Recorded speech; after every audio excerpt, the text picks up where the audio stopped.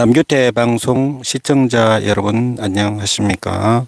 오늘은 2023년 5월 1일 월요일입니다. 현재 시간은 오후 6시 28분입니다. 6시 27분입니다. 성경공부 467회 방송을 시작하겠습니다.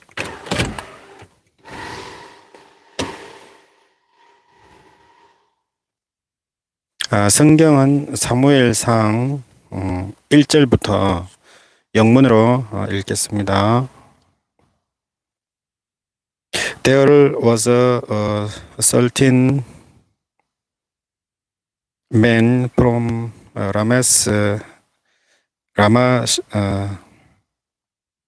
Ramasim, the Jewite from the hill country of Ephraim, whose name was Elkanah, son of Jeroham, the son of Elihu, the son of Tohu, the son of Jupa, an Ephraimite. He had two wives. One was called Hannah, and the other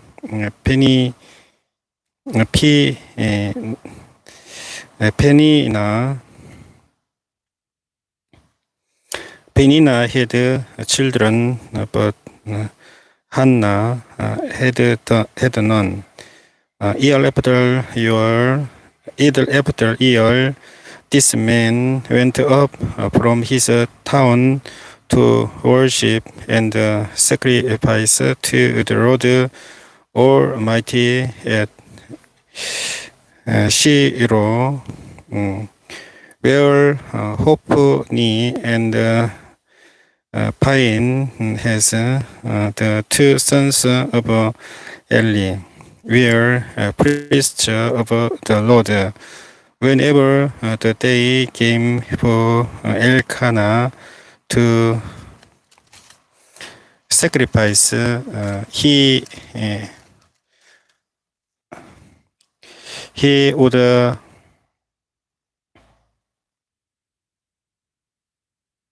give portions of the meat to his wife. Peninnah had all her sons and daughters, but Hannah he gave a double portion because he loved her, and the Lord had closed her womb. And because the Lord had closed her womb, her river kept provoking her in order to irritate her. This went on year after year. Whenever Hannah went up to the house of the Lord, her river provoked her till she wept and would not eat. Elkanah, her husband, would say to her, Hannah, why are you weeping? Why don't you eat? Why are you downhearted? Don't I mean more to you than 10 sons? Once, when they had finished eating and drinking in Shiloh, Hannah stood up. Now Eli the priest was sitting on a chair by the doorpost of the Lord's temple. In bitterness of soul, Hannah wept much and prayed to the Lord, and she made a vow, saying, O Lord Almighty, if you will only look upon your servant misery and remember me, and not forget your servant, but give her a son, then I will give him to the Lord for all the days of his life, and no razor will ever be used on his head. As she kept on praying to the Lord, Eli observed her mouth. Hannah was playing in her heart, and her lips were moving, but her voice was not heard. Eli thought she was a drinker and said to her, How long will you keep on getting drunk? Get rid of your wine. Not so, my lord. Hannah replied, I am a woman who is deeply troubled. I have not been drinking wine or beer. I was pouring out my soul to the Lord. Do not take your servant for a wicked woman. I have been praying here out of my great anguish and grief.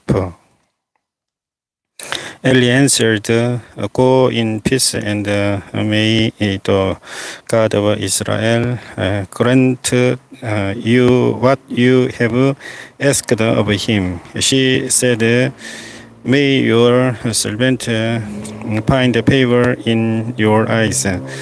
Then she went her way and ate something, and her face was no longer downcast.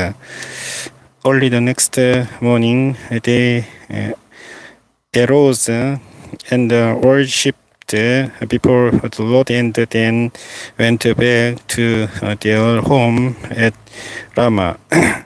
Elkanah lay with Hannah, his wife, and the Lord remembered her. So in the course of time, Hannah conceived and gave birth to a son. She named him Samuel, saying, Because I asked the Lord for him.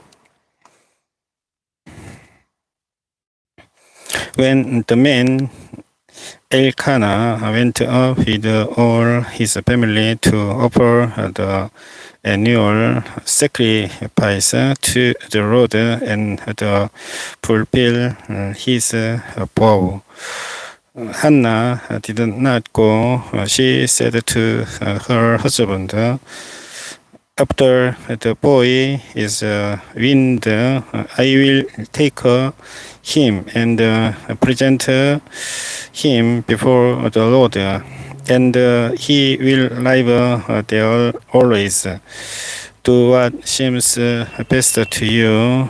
Elkanah, her husband, told her, Stay here until you have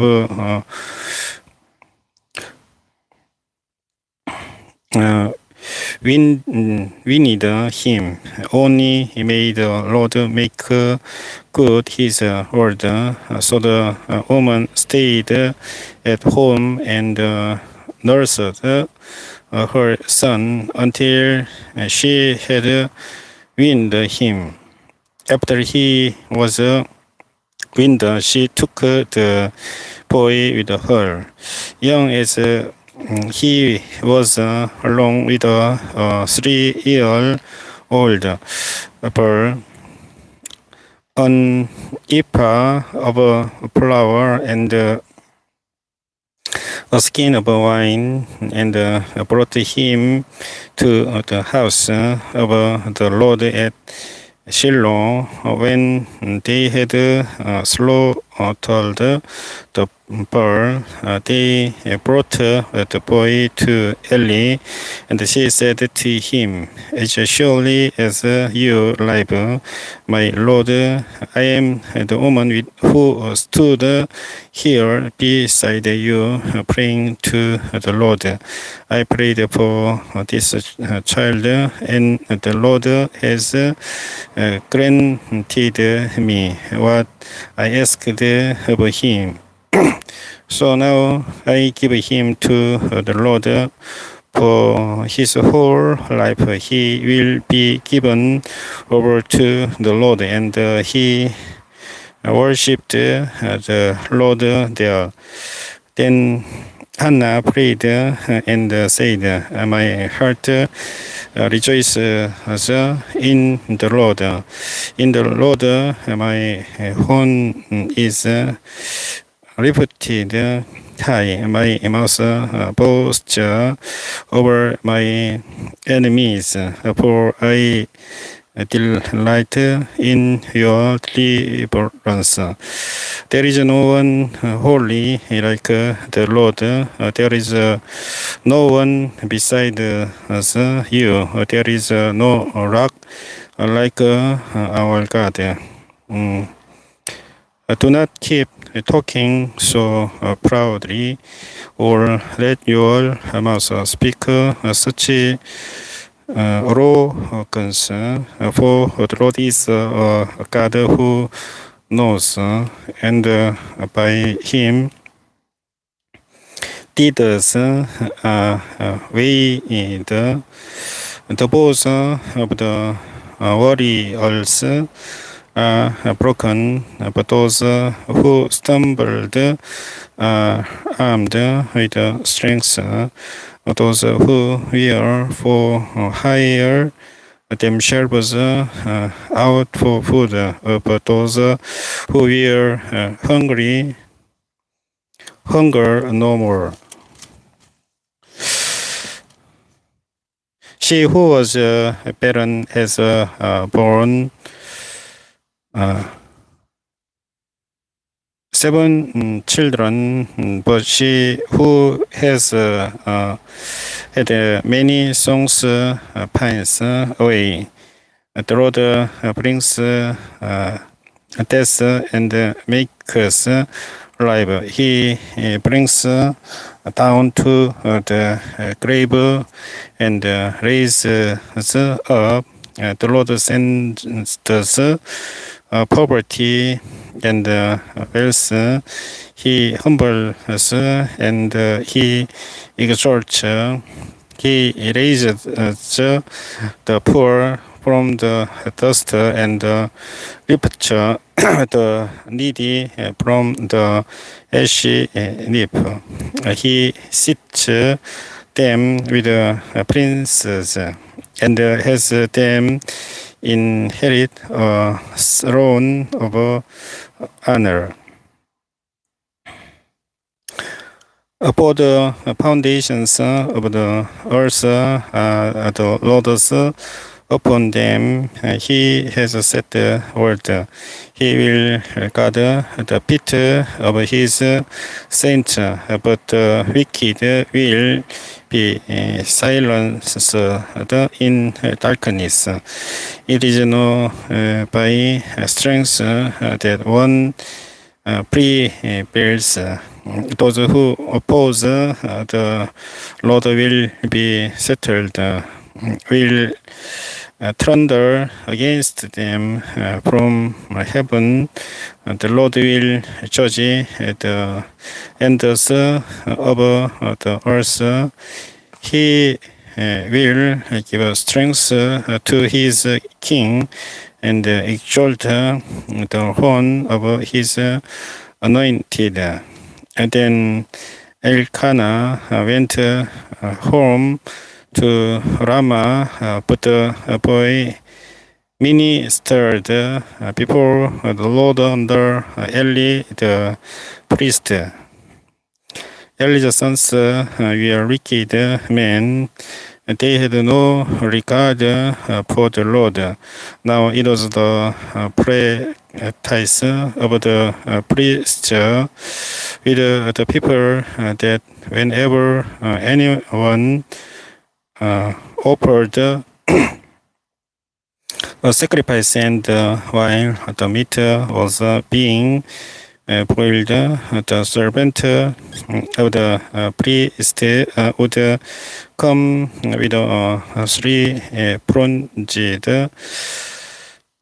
bowl in his hand. He would plunge it into the pan or kettle or cauldron or pot. And the priest would take for himself whatever the folk brought up. This is how they treated all the Israelites who came to Shiloh.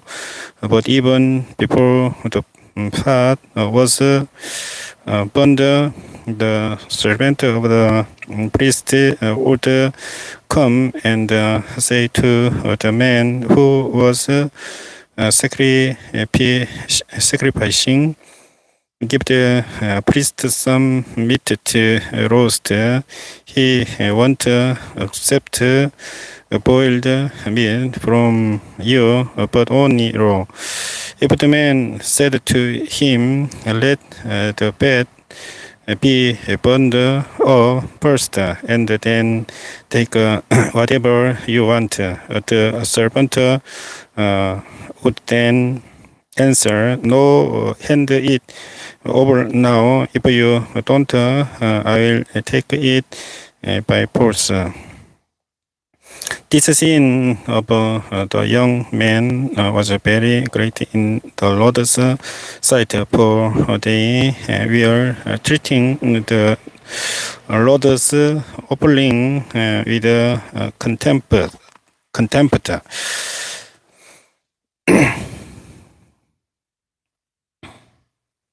But Samuel was ministering before the Lord. A boy wearing linen ephod. Each year his mother made him a little robe and took it to him when she went up with her husband to offer the annual sacrifice. Eli would bless Elkanah and his wife, saying, "May the Lord give your children by this woman to take the place of the one she prayed for and gave to the Lord." Then they would go home, and the Lord was gracious to Hannah. She conceived and gave birth to 3 sons and 2 daughters.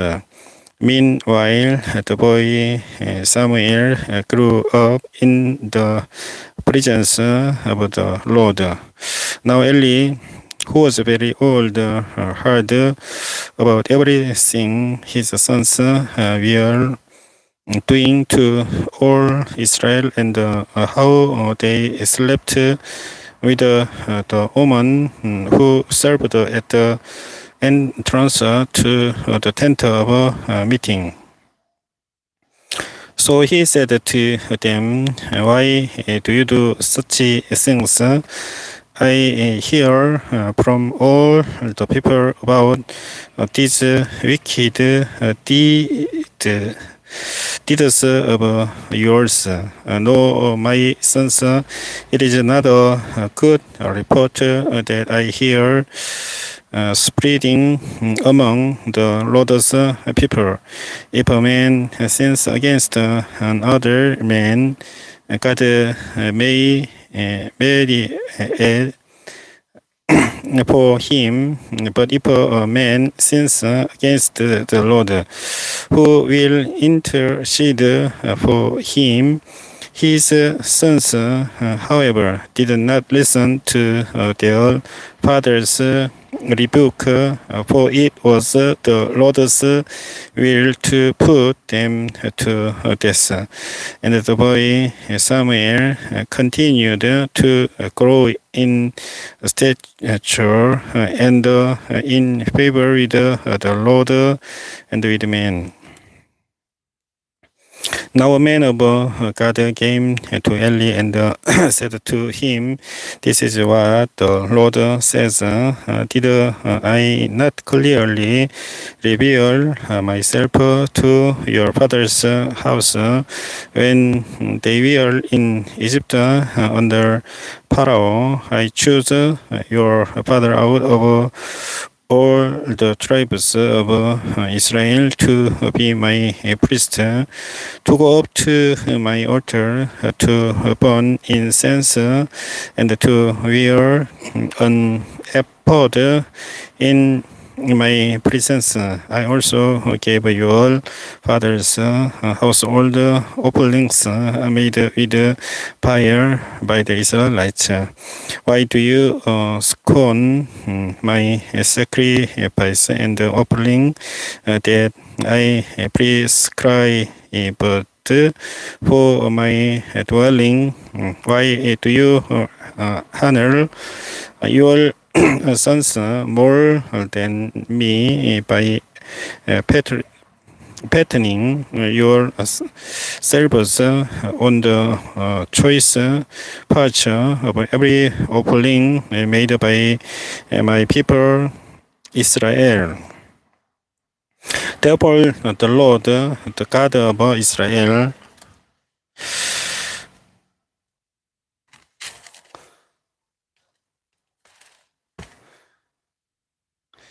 declares,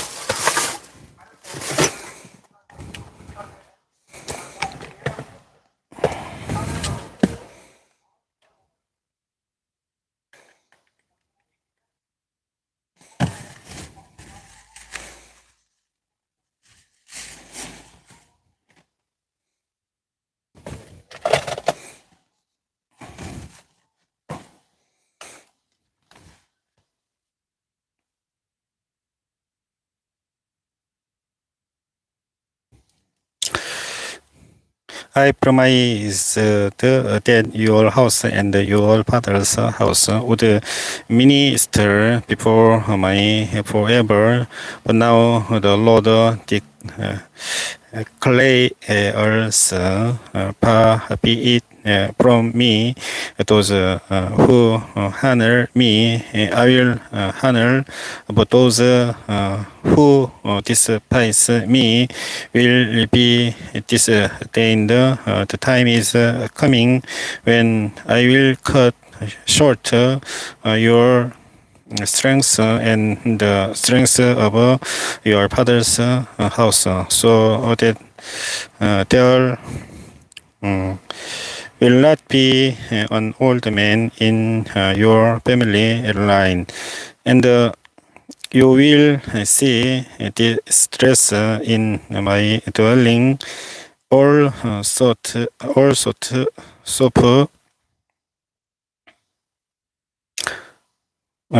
good will be done to Israel. In your family line, there will never be an old man. Everyone of you that I do not cut off from my altar will be spared only to blind your eyes with tears and to grieve your heart, and all your descendants will die in the prime of life. And what happens to your two sons, Hophni and Phinehas, will be assigned to you. They will both die on the same day.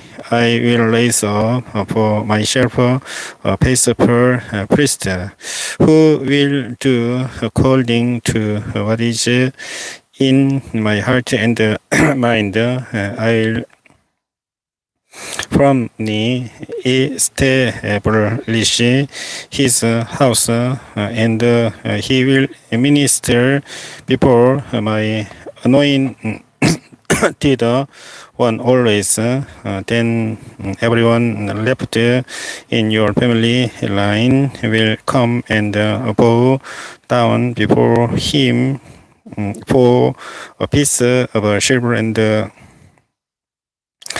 crust of bread and bread. Appoint me to some priestly office so I can have food to eat. The boy Samuel ministered before the Lord under Eli. In those days, the word of the Lord was rare. There were not many visions.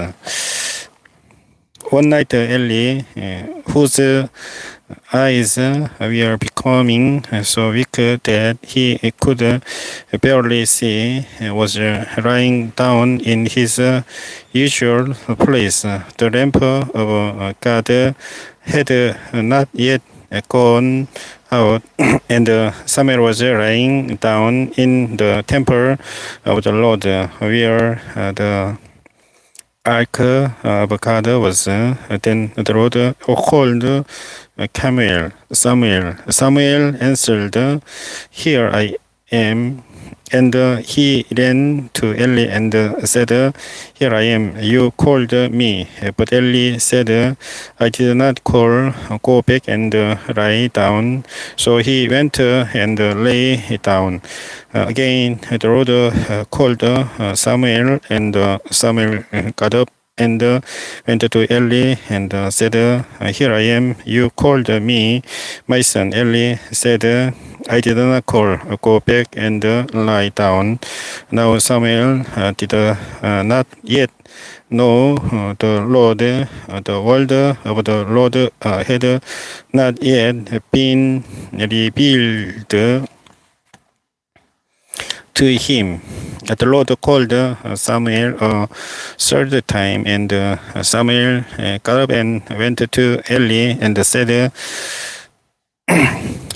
"Here I am. You called me." Then Eli realized that the Lord was calling the boy. So Eli told Samuel, "God and lie down, and if he called you, say, 'Speak, Lord, for your servant is listening.'" So Samuel went and lay down in his place. The Lord came and stood there, calling as at the other times, "Samuel, Samuel." Then Samuel said, "Speak, for your servant is listening." And the Lord said to Samuel, "See, I am about to do something in Israel that will make the ears of everyone who hears of it tingle. At that time I will carry out against Eli. Everything I spoke against his family from beginning to end. For I told him that I would judge his family forever because of the sin he knew about. His sons made them selves contemptible, and he failed to restrain them. Therefore, I swore to the house of Eli, the guilt of Eli's house will never be stoned for by sacrifice or offering. Samuel lay down until morning and then opened the doors of the house of the Lord. He was afraid to tell Eli the vision, but Eli called him and said, Samuel, my son. Samuel answered, Here I am. What was it he said to you? Eli asked, Do not hide it from me. May God deal with you, be it ever so severely, if you hide from me anything he told you. So Samuel told him everything, hiding nothing from him. Then Eli said, He is the Lord, let him do what is good in his eyes. The Lord was with Samuel as he grew up, and he let none of his words fall to the ground, and all Israel from Dan to Beersheba recognized that Samuel was attested as a prophet of the Lord. The Lord continued to appear at Shiloh, and there he revealed himself to Samuel through his word, and Samuel's word came to all Israel. Now the Israelites went out to fight against the Philistines. The Israelites camped at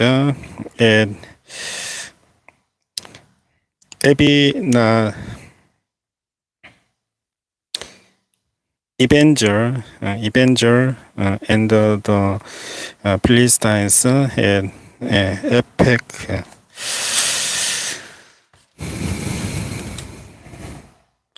The Philistines deployed their forces to meet Israel, and as the battle spread, Israel was defeated by the Philistines, who killed about 4,000 of them on the battlefield. When the soldiers returned to camp, the elders of Israel asked, why did the Lord bring defeat upon us today before the Philistines? Let us bring the ark of the Lord's covenant from Shiloh, so that it may go with us and save us from the hand of our enemies.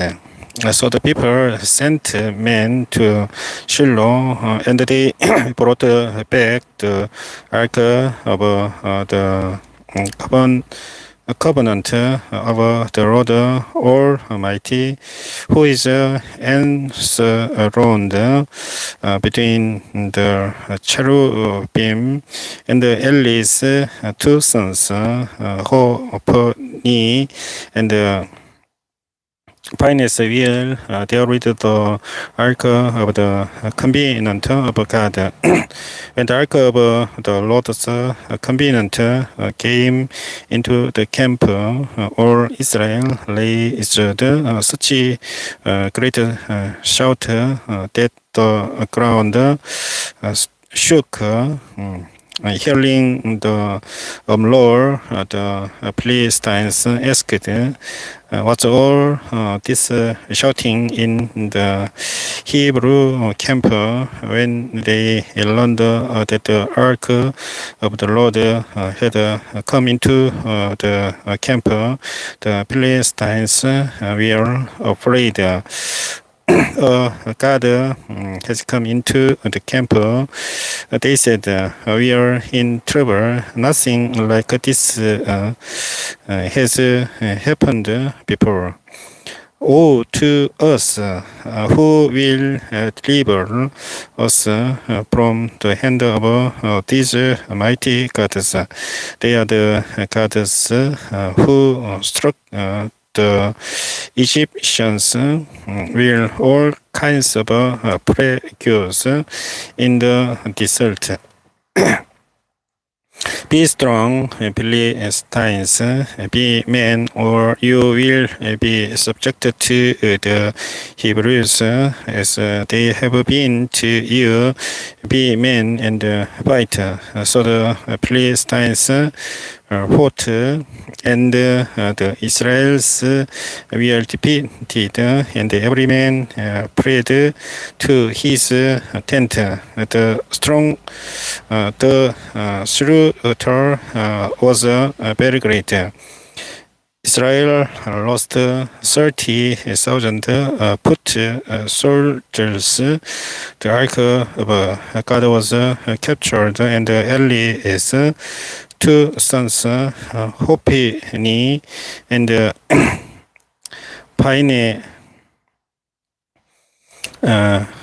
Phinehas, died. At the same day, Benjamite ran from the battle line and went to Shiloh. His clothes turned and dust on his head. When arrived, there was Eli sitting on his chair by the side of the Lord, watching, because his heart feared for the ark of God. When the man entered the town and told what had happened, the whole town sent up city. Sent up a cry. Eli heard the outcry and asked, "What is the meaning of this uproar?" The man hurried over to Eli, who was 98 years old and whose eyes were set so that he could not see. He told Eli, "I have just come from the battle line. I fled from it this very day." Eli asked, "What happened, my son?" The man who brought the news replied, "Israel fled before the Philistines, and the army has suffered heavy losses. Also, your two sons, Hophni and Phinehas, are dead, and the ark of God has been captured." When he mentioned the ark of God, Eli fell backward off his chair by the side of the gate. His neck was broken, and he died, for he was an old man and heavy. He had led Israel 40 years. His daughter-in-law, the wife of find his was pregnant and near the time of delivery. When she heard the news that the ark of God had been captured and that her father-in-law and her husband were dead, she went into a river and gave birth, but was overcome by her labor pains. As she was dying, the woman attending her said, "Don't despair. You have given birth to a son." But she did not respond or pay any attention. She named the boy Ichabod, saying, "The glory has departed from Israel because of the capture of the ark of God and the deaths of her father-in-law and her husband." She said, "The glory has departed from Israel, for the ark of God has been captured."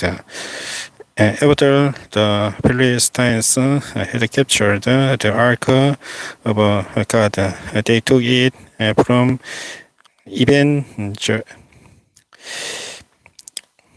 Ebenezer to Ashdod. Then they carried the ark into Dagon's temple and set it beside Dagon.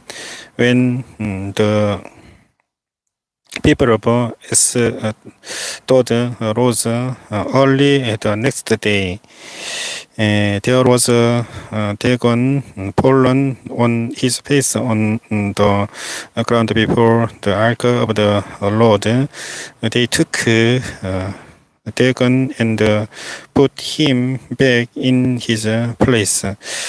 But the following morning, when they rose, there was Dagon fallen on his face on the ground before the ark of the Lord.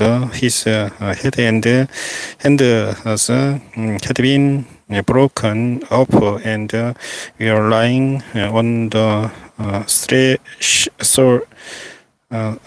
threshold, and only his body remained. That is why to this day neither the priests of Dagon nor any others who enter Dagon's temple at Ashdod step on the threshold. The Lord's hand was heavy upon the people of Ashdod and its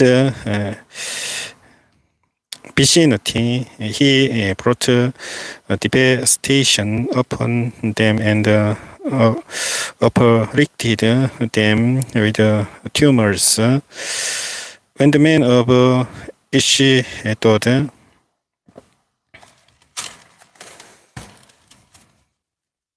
So what was happening? They said the ark of the God of Israel must not stay here with us because his hand is heavy upon us and upon Dagon our God. So they called together all the rulers of the Philistines and asked them, "What shall we do with the ark of the God of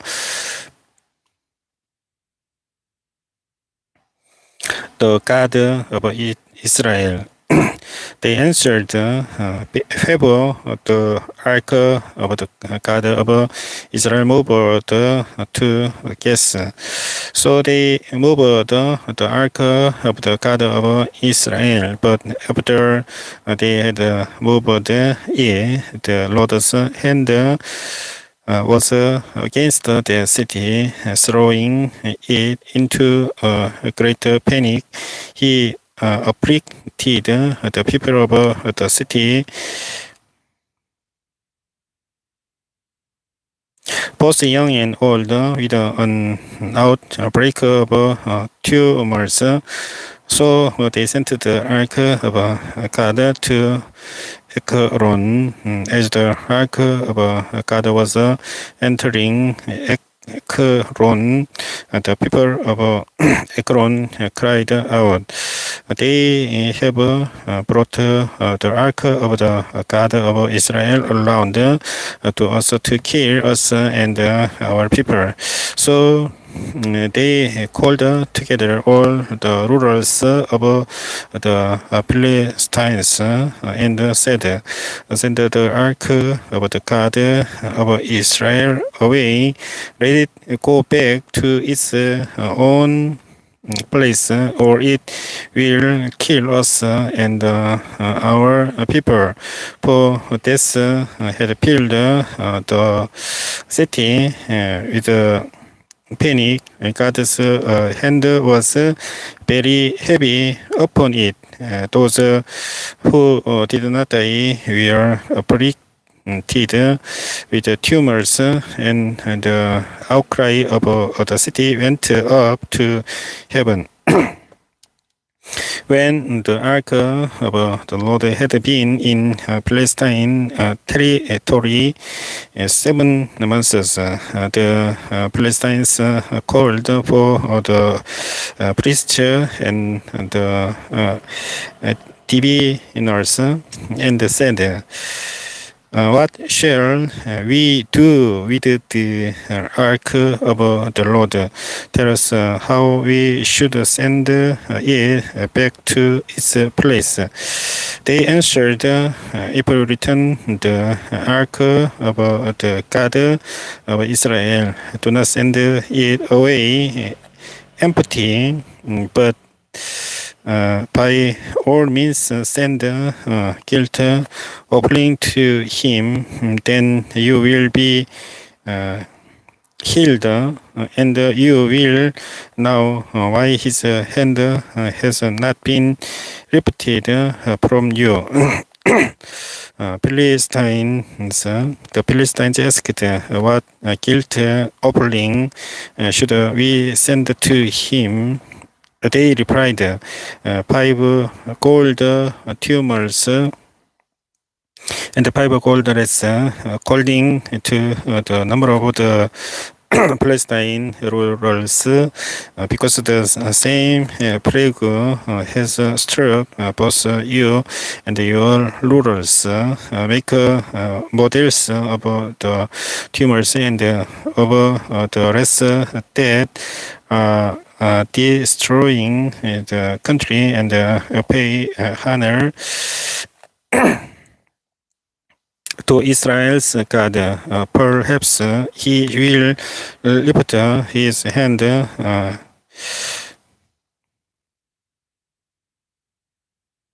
from you and your gods and your land.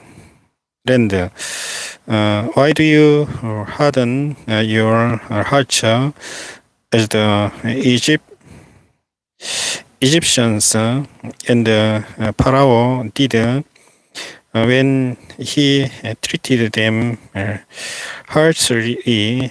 Did they not send the Israelites out so they could go on their way? Now then, get a new cart ready with 2 cows that have calved and have never been yoked. Hitch the cows to the cart, but take their servers away and the pen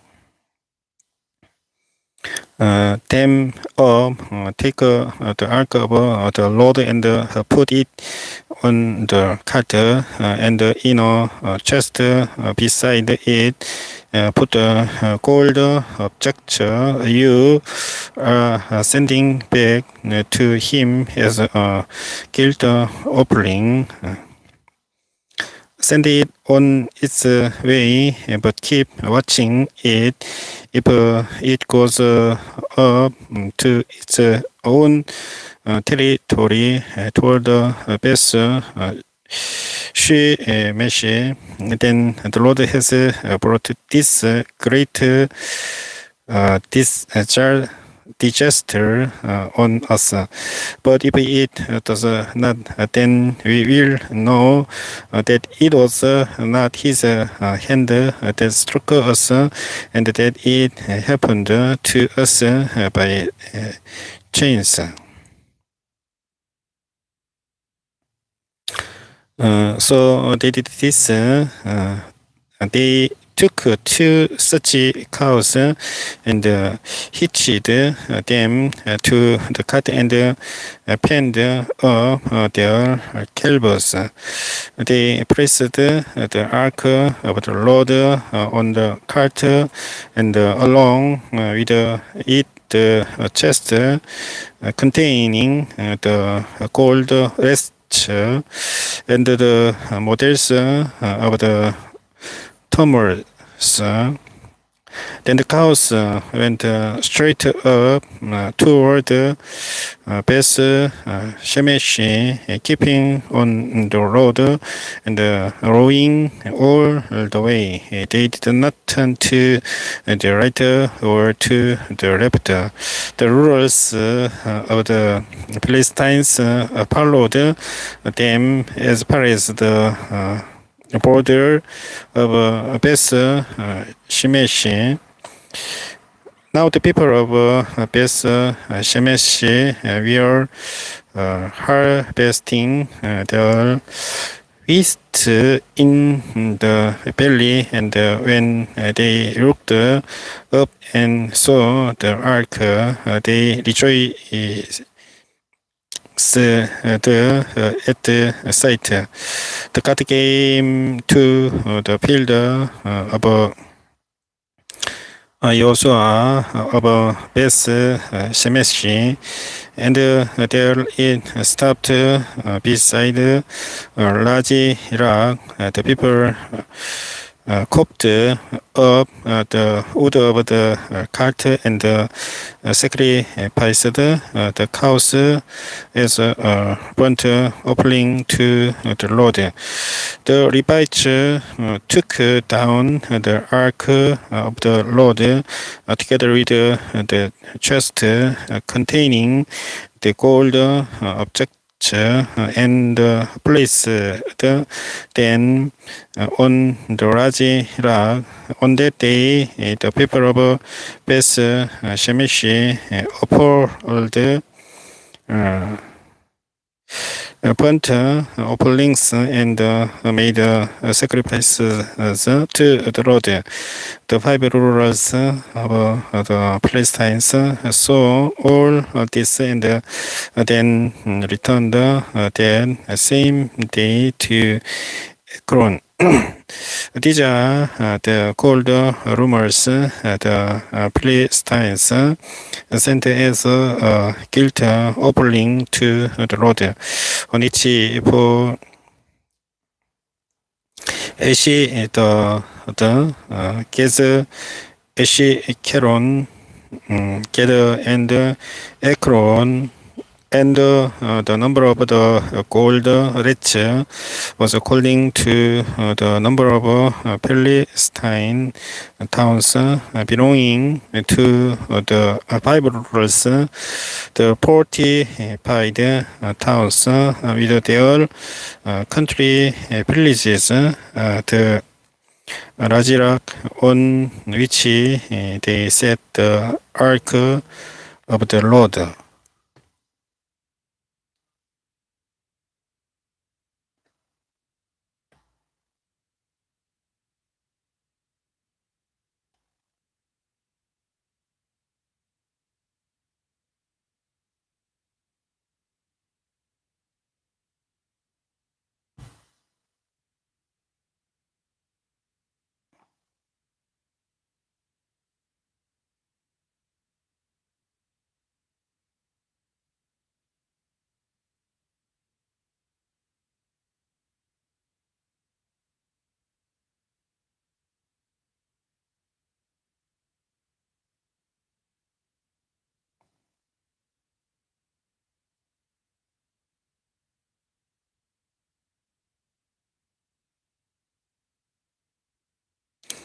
is a witness to this day in the field of Joshua of Beth Shemesh, but God struck down some of the men of Beth Shemesh, putting 70 of them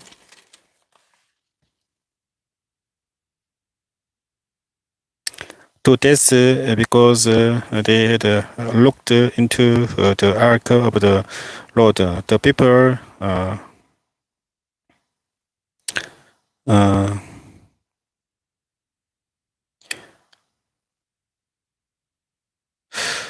mourned because of the heavy blow the Lord had dealt them. And the men of Beth Shemesh asked, "Who can stand in the presence of the Lord? This holy God, to whom will the ark go up from here?" Then they sent messengers to the people of Kirias Jearim, saying, "The Philistines have returned the ark of the Lord. Come down and take it up unto your place." So the men of Kirias Jearim came and took up the ark of the Lord. They took it to Abinadab's house on the hill and consecrated Eleazar his son to guard the ark of the Lord. It was a long time, 20 years in all, that the ark remained at Kirias Jearim, and all the people of Israel mourned and sought after the Lord. And Samuel said to the whole house of Israel, "If you are returning to the Lord with all your hearts, then rid yourselves of the foreign gods and the Ashtoreths, and commit yourselves to the Lord and serve Him only, and He will deliver you out of the hand of the Philistines." So the Israelites put away their Baals and Ashtoreths and serve the Lord only. Then Samuel said, "Assemble all Israel at Mizpah, and I will intercede with the Lord for you." When they had assembled at Mizpah,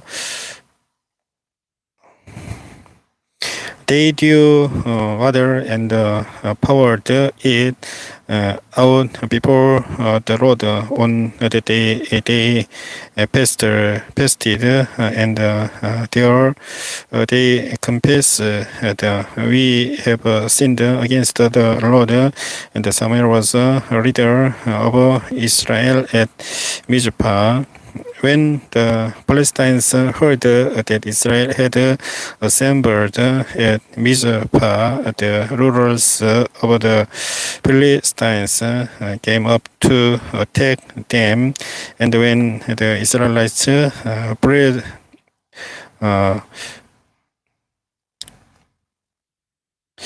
heard about it, they were afraid because of the Philistines. They said to Samuel, "Do not stop crying out to the Lord our God for us, that He may rescue us from the hand of the Philistines." Then Samuel took suckling lamb and offered it us up as a whole burnt offering to the Lord. He cried out to the Lord on Israel's behalf, and the Lord answered him. While Samuel was sacrificing the burnt offering, the Philistines drew near to engage Israel in battle, but that day the Lord bundled with a loud thunder against the Philistines and threw them into such a panic that they were routed before the Israelites. The men of Israel rushed out of Mizpah and pursued the Philistines, slaughtering them along the way to a point below Bethka. Then Samuel took a stone and set it up between Mizpah and Shan. He named it Avenger, saying, "Thus far has the Lord helped us." So the Philistines were subdued and did not invade Israelite territory again. Throughout Samuel's lifetime, the hand of the Lord was against the Philistines. The towns from Ekron to Gath that the Philistines had captured from Israel were restored to her, and Israel delivered the neighboring territory from the power of the Philistines, and there was peace between Israel and the Amorites. Samuel continued as a judge over Israel all the days of his life. From year to year, he went on a circuit from Bethel to Gilgal to Mizpah, judging Israel in all those places. But he always went back to Ramah, where his home was, and there he also judged Israel, and he built an altar there to the Lord.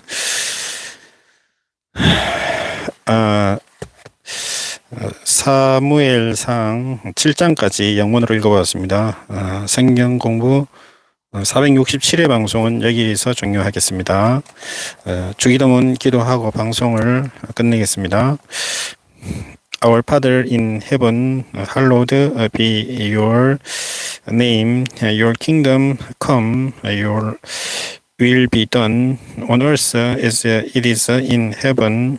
Give us today our daily bread. Forgive us our debts as we also have forgiven our debtors, and lead us not into temptation, but deliver us from the evil one. For yours is the kingdom and the power and the glory forever. Amen. 성경 공부 467회 방송을 모두 끝내겠습니다. 시청해 주신 분께 감사드리겠습니다. 안녕히 계십시오.